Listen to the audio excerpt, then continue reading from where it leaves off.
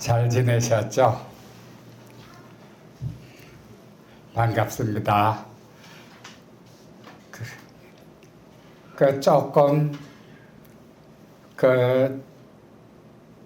조크가 아주 후진 조크지만 작년에 보고 올해 처음 뵙네요 하는 조크가 어울리죠. 그런데 정말 하는 사이에 또 1년이 지나간 것 같아요. 다들 하나님께 열심히 기도하면서 하나님의 축복을 바라고 그렇게 한 해를 지나왔지만 하나님께 많은 축복을 받은 분들도 있고 또 본인이 생각했던 것보다 나는 올 한 해 그냥 그저 그래 하고 생각하는 분들도 있을 거예요. 그러나 하나님께서는 우리를 참 잘 알고 계세요. 머리카락 하나까지 몇 개인지 다 알고 계시거든요. 그 머리카락 하나까지 하나님의 허락이 없으면 우리한테서 빠져나가지 않아요. 내가 하나님께 많은 축복을 받았다 하고 생각하는 분들은 그만한 축복을 받을 만한 믿음을 갖고 그 믿음을 키웠기 때문이고, 나는 올 지나간 한 해 별로 축복을 받지 못했어 하는 분들은 또 그만큼 약간 축소된 믿음을 가지고 생활을 했기 때문에 그렇다고 봅니다. 이제 새해가 다가왔죠. 새해는 저와 여러분의 해가 되기를 주님의 이름으로 축원합니다. 우리가 기도하는 대로 하나님께서 우리 기도를 다 들어주시고, 나는 모르지만 내가 나아가고 있는 그 길을 하나님은 아시니까 하나님이 내 발걸음을 인도하시고 나를 축복해 주시기를 그렇게 간절히 기도하시기 바랍니다.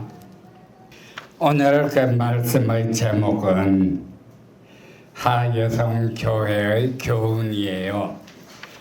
이 주보를 보면 맨 앞에 하여성교회의 교훈 이렇게 기록이 되어 있죠. 원래 어떤 말씀이 적혔었는가 하면 하여성교회의 목표 그래가지고 이 세 가지가 기록되어 있습니다. 그런데 이 세 가지가 7년 동안 한 번도 안 바뀌었어요. 네, 그대로예요. 제가 바꿀까 하고 생각을 했었는데 아니다, 바꾸는 게 맞지 않다. 그래 계속 두었어요. 왜 이것을 계속 두고 있는가를 여러분들께 알려드리고 싶었는데 좀처럼 기회가 없었거든요. 그런데 올해 이제 새해 첫날을 맞아서 왜 하여성교회의 교훈이 이렇게 되어 있나 이걸 말씀드리고자 합니다. 이 말씀이 교훈이에요. 우리가 항상 드리는 주일의 모든 말씀들이 사실은 이 세 가지에서 뻗어나가는 거예요. 이 세 가지가 뿌리나 마찬가지거든요. 그래 오늘 여러분들이 듣고 많은 은혜를 받았으면 좋겠습니다. 먼저 맨 첫 번째, 하나님의 말씀과 뜻 안에서 생활하는 성도가 됩시다 그랬잖아요. 이 하나님의 말씀과 뜻 안에서 생활을 하기 위해서는 몇 가지 조건이 있어요. 그 조건은 결코 복잡하지는 않는데 오늘 본문의 말씀 로마서 8장에 보면 이렇게 되어 있죠.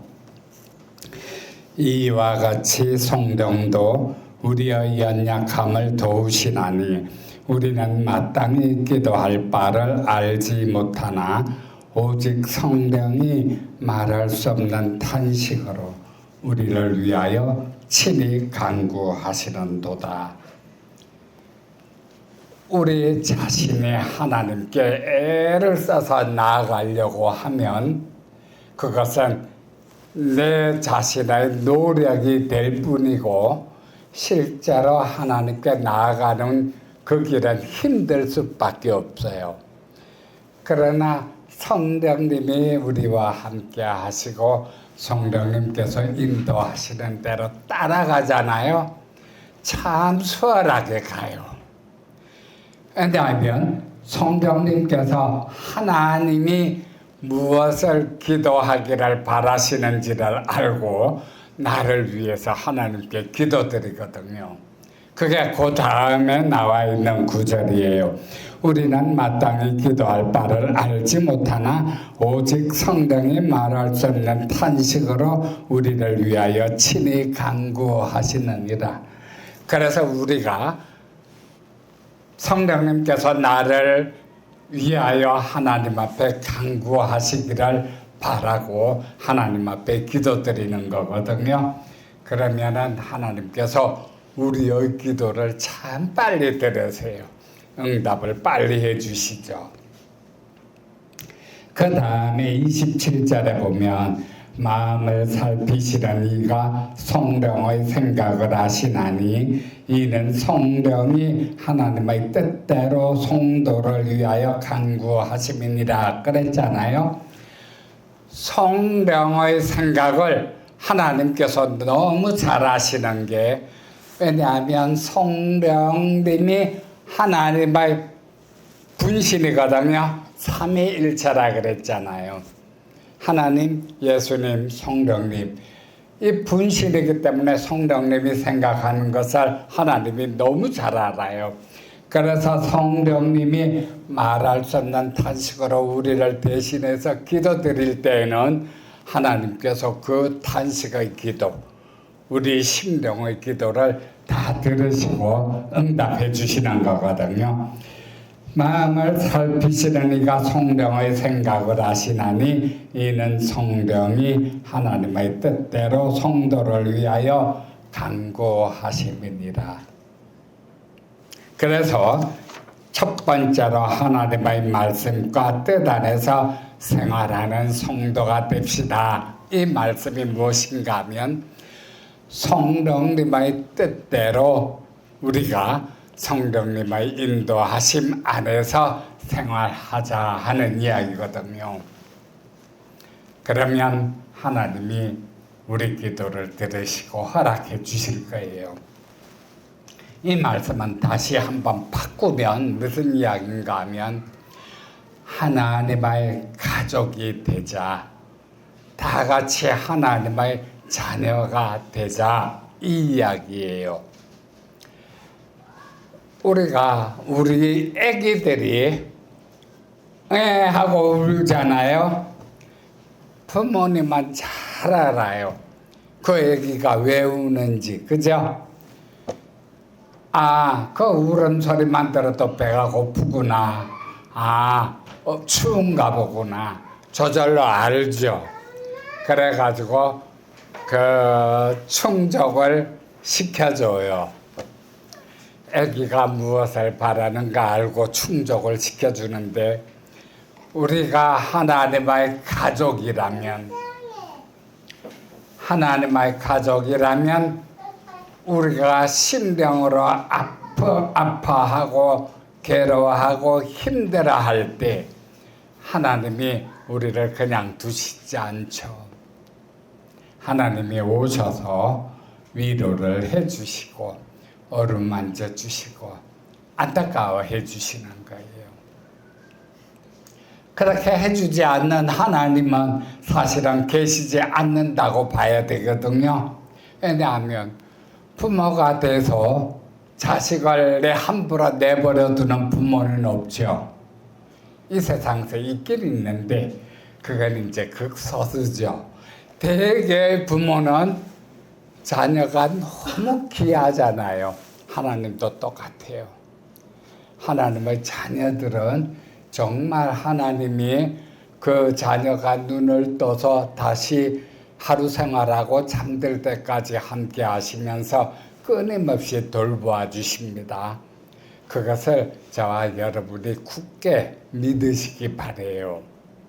이 성경 말씀은 옛날 그 믿음의 조상들이 하나님과 함께 하면서 하나님이 어떻게 나와 함께 하셨더라 하는 것을 기록해 놓은 말씀이거든요. 그런데 우리가 하나님의 가족이 된다 하는 것은 내 마음대로 되는 것은 아닙니다. 그런데 일반적으로 사람들은 그게 내 마음대로 된다고 생각하거든요. 그래가지고 어떤 사람을 전도할 때 우리 하나님을 믿어요 하면 나는 나중에 믿을게요 그러죠. 나중이라는 것은 사실상 없다고 봐야 되는 거예요. 그런데 하면 내일 당장 전쟁이 터져서 내가 죽는다면 없잖아요.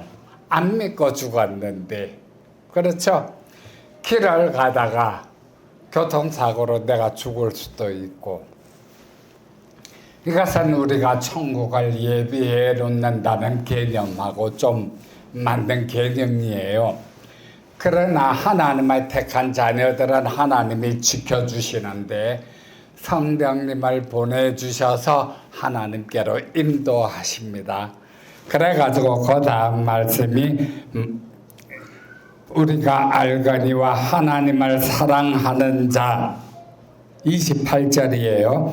곧 그의 뜻대로 부르심을 입은 자들에게는 모든 것이 합력하여 선을 이루느니라. 그죠? 모든 것이 합력하여 선을 이룬다 하는 말씀은 하나님을 잘 모르는 사람이라도 어느 음식점에 가가지고 액자라든가 막 그런 데에서 아마 본 적이 있을 거거든요.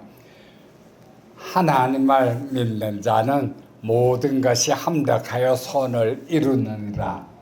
그러나 그 앞에 있는 말씀이 하나님을 사랑하는 자, 곧 그의 뜻대로 부르심을 입은 자, 이 단서가 붙어 있어요. 하나님을 사랑하는 자. 그 요한 1서에 보면 하나님을 사랑하는 자는 하나님이 이미 그 안에 거하시나니 하나님은 사랑이시라. 그런 말씀이 있거든요. 우리가 하나님을 사랑하는 마음이 쉽게 생기지 않아요.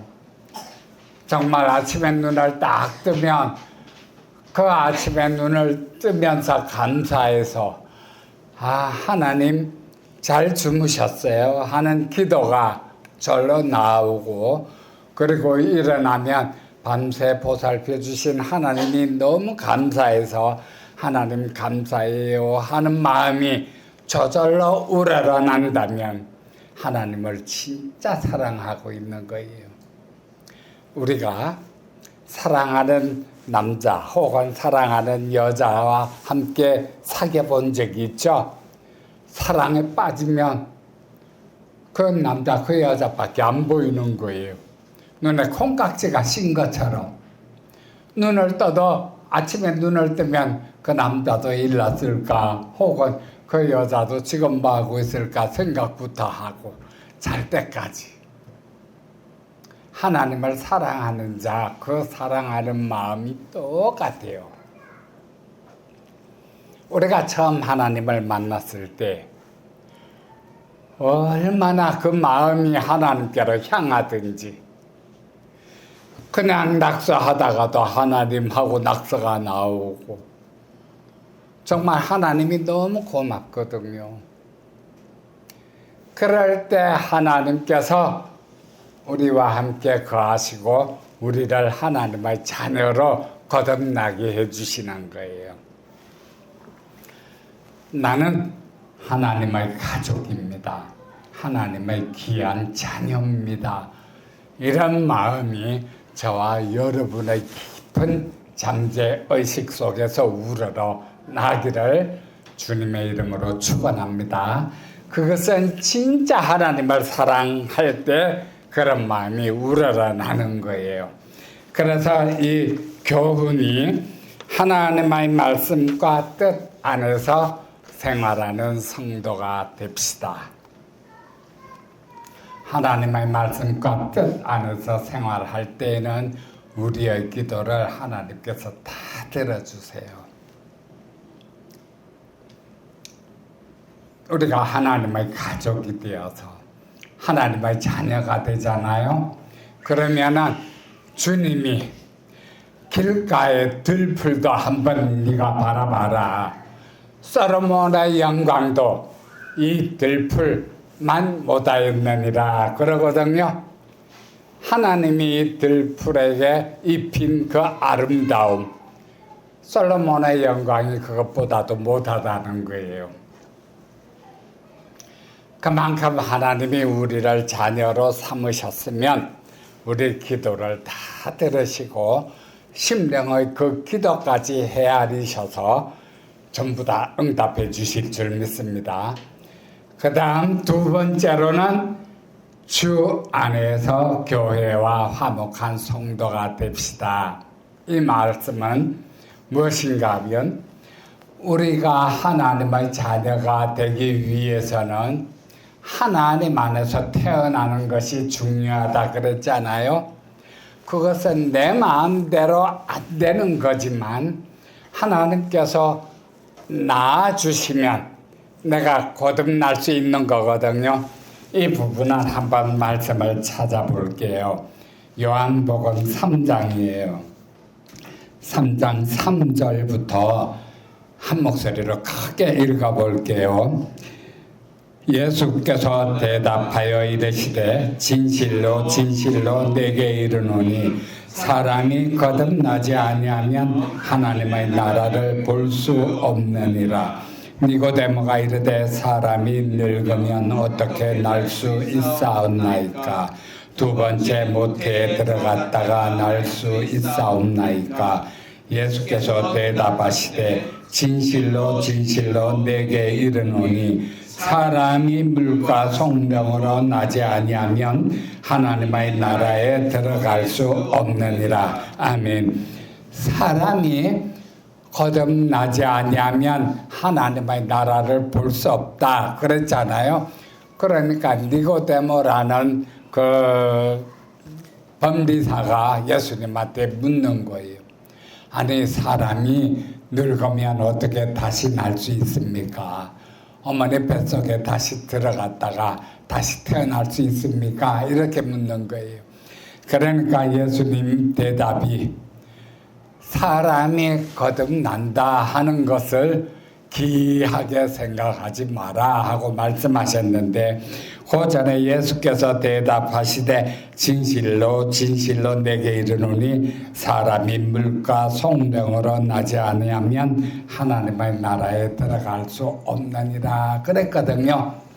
여러분, 저와 여러분이 태어날 때 내가 태어나고자 해가지고 태어났습니까? 아니죠. 그냥 태어나가지고 놀고 막 뛰어놀고 그러다 보니까 저 사람이 어머니고 아버지인 거예요. 그렇게 태어나는 거예요. 그게 물과 성령으로 태어난다 하는 것은 하나님께서 미리 아신 자들을 붙잡으시고 태어나게 만들어 주신다는 거거든요. 이 부분은 이제 뒤에 나오는 말씀인데 6절 보면 육으로 난 것은 육이요 영으로 난 것은 영이니 내가 내게 거듭나야 하겠다 하는 말을 놀랍게 여기지 말라 그렇게 이야기를 하고 있거든요. 우리가 육으로 태어나는 것은 이미 태어나서 이 세상에서 살고 있어요. 그러나 하나님 나라를 볼 수 있고 하나님 나라에 들어가기 위한 조건은 물과 성령으로 거듭나야 됩니다. 영으로 거듭나야 되는 거예요. 이것은 하나님께서 하시는 거거든요. 저와 여러분은 이렇게 하나님이 옆에서 사람들이 막 전도하고 그러다 보니까 가다 보니까 여기 와 앉아 계시잖아요. 그냥 된 건 아니에요. 하나님께서 인도하시는 것, 그 인도하심을 따라서 하나님이 허락하셨기 때문에 여러분들이 올 수 있는 거거든요. 하나님이 허락하지 않으시면 이상하게도 못 와요. 내가 교회 가려고 양복까지 다 입고 준비 싹 하고 있더라도 무슨 일이 생겨서 교회 못 가요. 하나님이 허락지 않으시면. 그래서 우리는 항상 그 심령으로 하나님께 기도드려야 됩니다. 내가 하나님께 나아가는 것을 사탄이 방해하지 못하게 지켜주시옵소서. 내가 하나님의 뜻대로 하는 일들이 하나님께서 인도하시는 대로 잘 나아갈 수 있도록 보호막을 쳐 주시옵소서. 우리가 그렇게 항상 기도하고 있어야 되거든요. 그래서 오늘 두 번째 본 말씀이 주 안에서 교회와 화목한 성도가 됩시다 하는 이 주 안에서도 마찬가지예요. 저와 여러분이 하나님의 가족이라면 하나님께서는 당연히 돌봐주시고 지켜주시고 그러잖아요. 부모가 아기를 돌봐주고 지켜주는 거하고 똑같지만 그러나 우리가 예수님 안에서 그렇게 예수님과 함께 화목하게 하려면 항상 교회를 먼저 떠올리고 교회가 우리 성전이고 물론 내 몸도 성전이지만 교회에서 우리가 함께 드리는 예배를 하나님께서 얼마나 기뻐하시는지 몰라요. 우리가 이렇게 교회에 드리다 보면 예수님이 저쪽 뒤에서 계시다가 왔다 갔다 하면서 흐뭇해 하시거든요. 그런 부분들은 교회에 하나님의 자녀들이 모이는 성전이라는 것을 예수님께서 가르쳐 주시는 거예요. 그래서 우리가 주 밖에서는 소용이 없어요. 주 밖에서는 아무리 교회에 모여도 소용이 없는 거예요. 하나님의 자녀가 아닌 사람들이 교회에 아무리 와도 소용이 없는 거와 똑같아요. 그 부분은 나중에 좀 더 성경 안에 조금 깊게 들어가다 보면 하나님께서 반기지 않거든요. 하나님의 자녀가 아닌 사람은 중간이 없으니까 바로 사탄의 아들, 딸이거든요. 사탄의 아들, 딸이기 때문에 하나님이 반기지 않아요. 하나님이 계시면 사탄도 있잖아요. 그죠? 그러면 중간이 있을 거라고 생각해요? 없어요. 죽고 나면 천국 가냐 지옥 가냐 이것만 남지. 그래서 사탄이 하나님의 자녀들을 가능하면 자기 나라로 끌고 가려고 발목을 잡는 거예요. 우리가 주 안에서 서로 교회와 화목한 성도가 된다면 내가 시험 들잖아요. 교회가 도와줘요. 내가 시험 들 때는 시험 들었다 하는 거를 나는 몰라요. 왜? 속만 자꾸 나고 속에서 빠글빠글 이러거든요.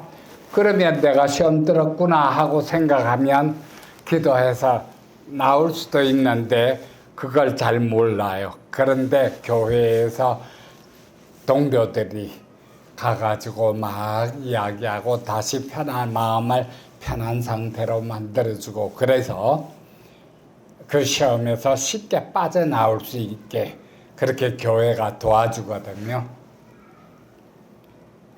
그래서 주 안에서 교회와 화목한 성도가 됩시다 하는 게 두 번째예요.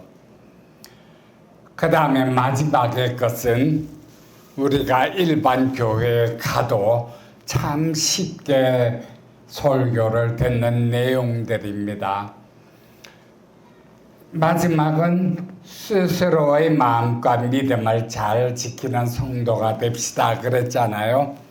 이 부분은 하나님의 자녀나 예수님의 형제 거기를 약간 한 걸음 물러나서 나 자신의 마음과 믿음을 잘 지키는 성도가 되자 하는 이제 이야기인데, 여기에는 조건이 뭔가 하면 나와 함께 성령님이 계시다. 이게 조건이에요. 나와 함께 성령님이 계신다면 내 마음과 내 믿음을 스스로 잘 지킬 수 있거든요. 그러나 성령님이 함께 하지 않으신다면 내 마음과 내 믿음은 나도 내 마음대로 못하는 거예요. 참 마음대로 안 돼요. 우리가 썩나면 내 마음대로 안 되죠. 막 좋아도 내 마음대로 안 되고. 그러나 우리가 성령님이 함께 하고 있기 때문에 우리 마음과 믿음을 우리가 잘 지킬 수 있어요. 이 우리 마음과 믿음을 지키기 위해서 우리가 성경을 끊임없이 봐야 되는 거거든요. 그래가지고 성경에 보면 이럴 때는 우리가 어떻게 해야 되겠구나 하는 것을 우리가 알 수 있어요. 성경 안에서. 다시 말해서 하나님의 가족이 된다는 것, 하나님의 자녀가 된다는 것과 예수님의 형제가 된다는 것은 우리 마음대로 안 되지만, 이미 하나님의 자녀와 예수님의 형제가 되었다면 다음부터는 성경 말씀을 보고 이런 경우에는 어떻게 해야 된다 하는 것을 우리가 배워서 성령님의 인도하심대로 따라가는 삶을 사는 것이 바로 마지막의 구절이에요. 우리 스스로의 마음과 믿음을 지켜야 된다. 그 예를 아주 간단하게 들자면 10명의 문둥병자 이야기를 아시죠?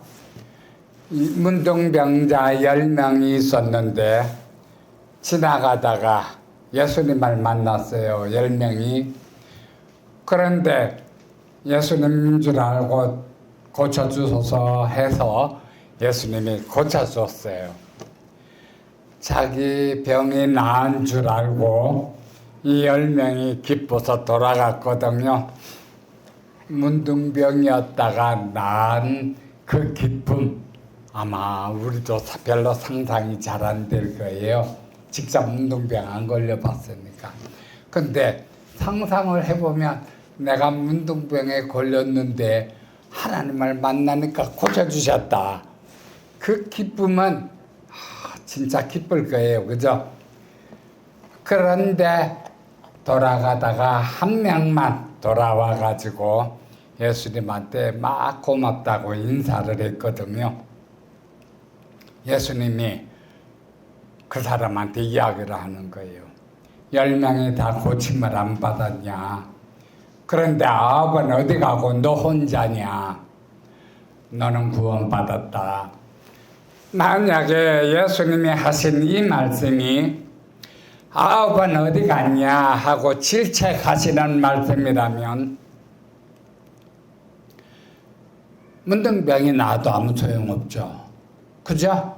이 세상에서만 문둥병이 나와가지고 막 산 건데, 다시 말해서 우리가 그러한 기쁨과 그 정말 말로 표현할 수 없는 그런 것이 있을 때 제일 먼저 하나님께 감사하는 것. 하나님이 무엇을 바라셨을까요? 문둥병자 10명을 고쳐주면서 예수님이 무엇을 바라셨을까요? 예수님한테 감사하기를 바랬거든요. 그런데 한 명만 돌아와서 막 고쳐주신 거 감사하다고 하니까 예수님이 너는 구원받았다. 구원까지 시켜주는 거예요. 그러면 하나님의 자녀가 되었고 예수님의 형제가 되었다는 이야기거든요. 이러한 부분들이 우리의 삶에서 적용이 되어져야 합니다. 그리고 또 한 번 다른 이제 예를 들면 어떤 율법사가 있는데 예수님을 시험하려고 묻는 거예요. 어떻게 하여야 우리가 영생을 얻을 수 있나이까?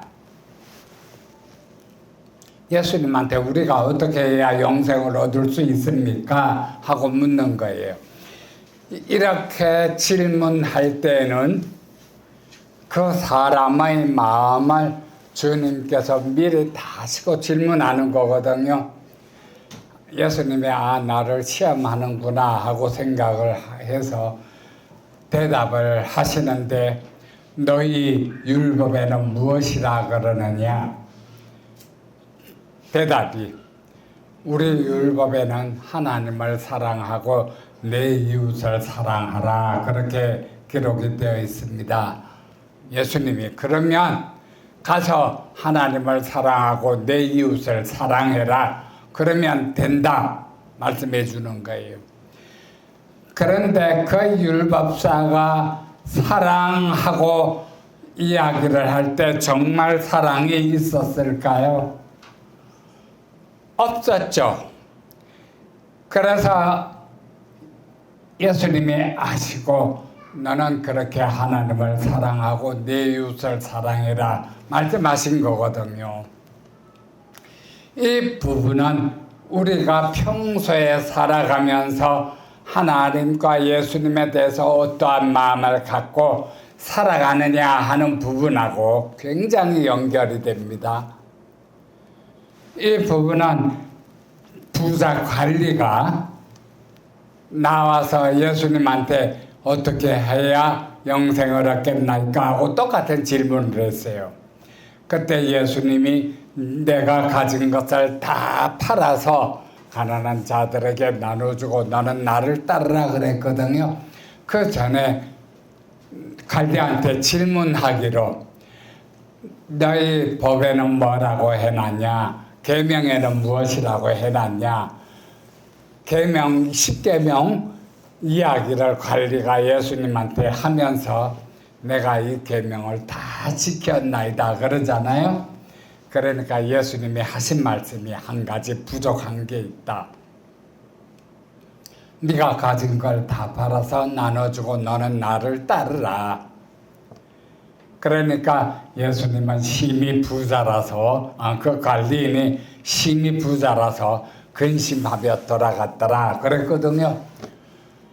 그러니까 예수님이 제자들한테 뭐라 그랬는가 하면 부자가 천국에 올라가는 거는 약대가 바늘구멍으로 빠져나가는 것보다 힘들다.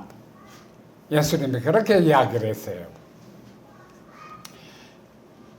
당연히 하나님이 주시는 축복으로 부유하게 살고 하나님이 주시는 은사로 크게 하나님께 영광을 돌리는 사람도 있지만 대부분은 내가 마음에 가는 대로 정치해서 갖고 있는 거예요. 그래가지고 사랑이라는 것을 이용하고자 하는 사람들은 그것을 설교하면서 다른 사람들이 자기를 사랑해 주기를 바라는 마음, 돈을 사랑하는 사람들은 열심히 돈을 모아서 그렇게 부자가 되고자 하는 마음, 이런 마음들이 은연중에 깔려 있는 거거든요. 그래가지고 예수님한테 그렇게 질문했는데 예수님은 미리 알고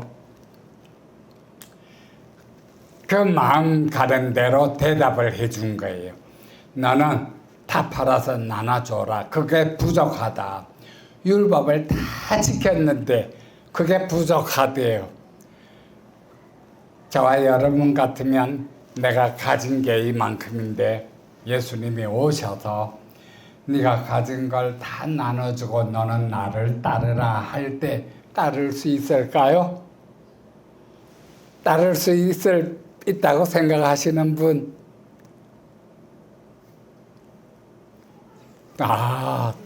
되게 솔직하시네요. 참 힘들겠죠? 그런데 예수님께서 이제 영생을 어떻게 해야 얻겠나이까 할 때 그렇게 대답을 해줬어요. 다 내가 가진 것을 버리고 나를 따르라. 그러면 영생을 얻으리라. 율법사한테는 진짜 네가 준 하나님의 사랑 안에 거하고 내 이웃을 사랑해라. 그렇게 이야기를 하고, 그런데 자기를 따르는 12 제자들한테 예수님이 한 이야기는 또 달랐어요.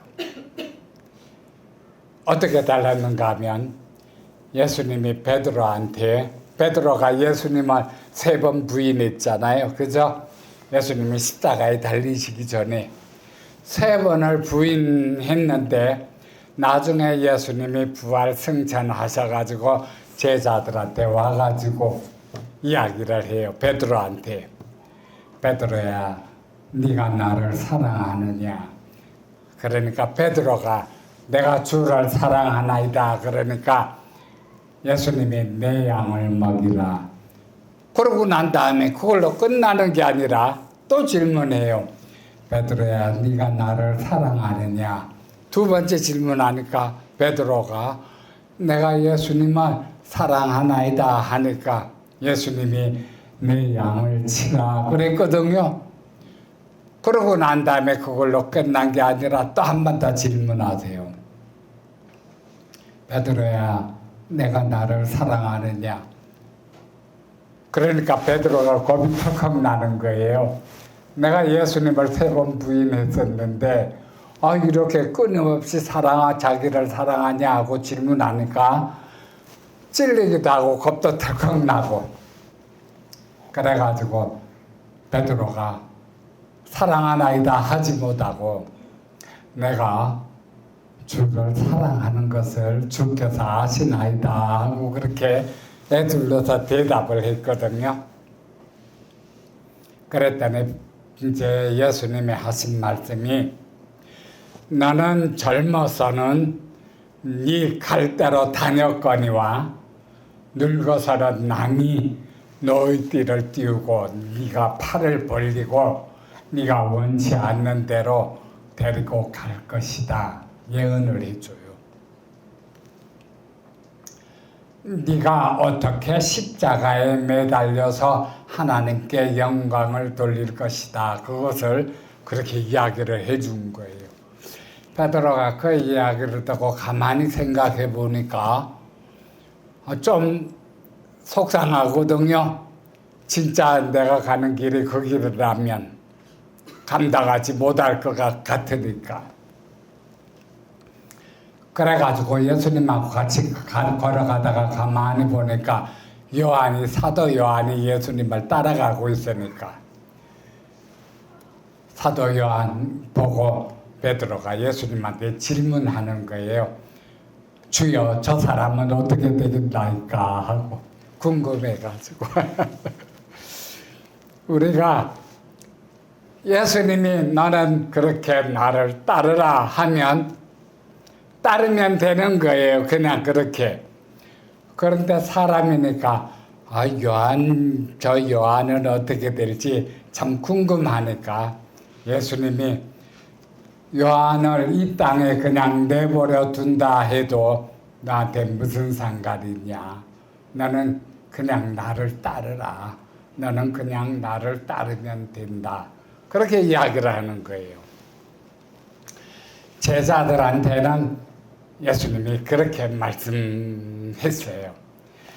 나를 위하여 부모와 처자와 밭과 전대를 버리는 자는 이 세상에서도 여러 배를 받고 천국에 가서도 아주 여러 배를 받을 것이다.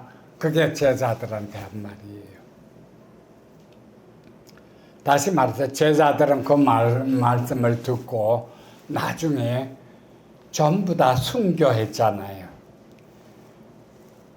우리가 하나님이 우리 아버지고 예수님이 우리 형제라는 것을 알고 성령님이 나와 함께하고 내가 성령님의 인도하신 대로 따라서 살아간다면 이 세 가지의 교훈은 우리가 다 이루고 아는 것이에요.